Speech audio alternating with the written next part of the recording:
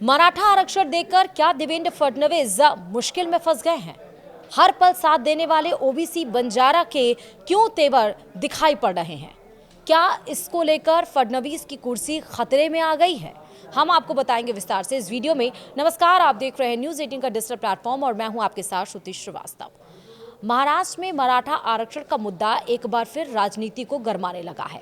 मुख्यमंत्री देवेंद्र फडणवीस ने जिस तरह से हैदराबाद गजट के आधार पर मराठाओं को कुणबी प्रमाण पत्र देकर ओबीसी कोटे में लाने का रास्ता खोला है, उससे न केवल विपक्ष बल्कि अब वे समुदाय भी नाराज हो गए हैं जिन्हें भाजपा और फडणवीस का स्थायी समर्थक माना जाता रहा है।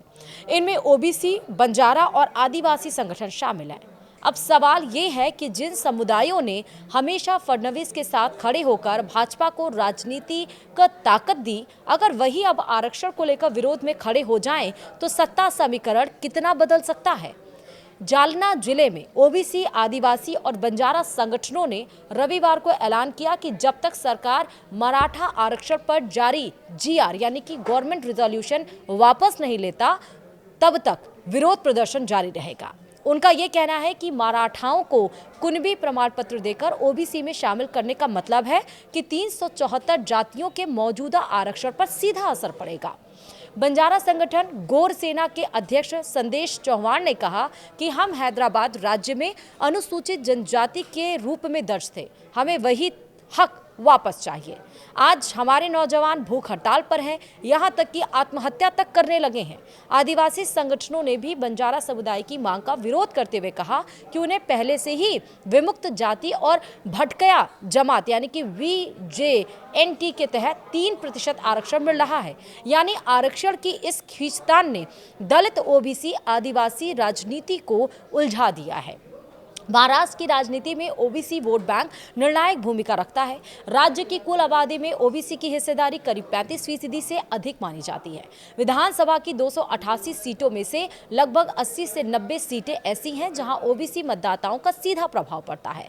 2014 और 2019 दोनों चुनावों में भाजपा शिवसेना गठबंधन को सत्ता में लाने में इस वोट बैंक का बड़ा योगदान रहा।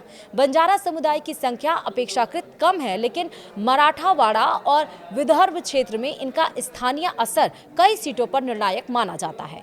आदिवासी आबादी लगभग 9% है और इनके प्रभाव से विदर्भ, नासिक, नंदुरबार, धुले जैसे इलाकों की 40 से अधिक सीटों पर समीकरण बदल जाते हैं।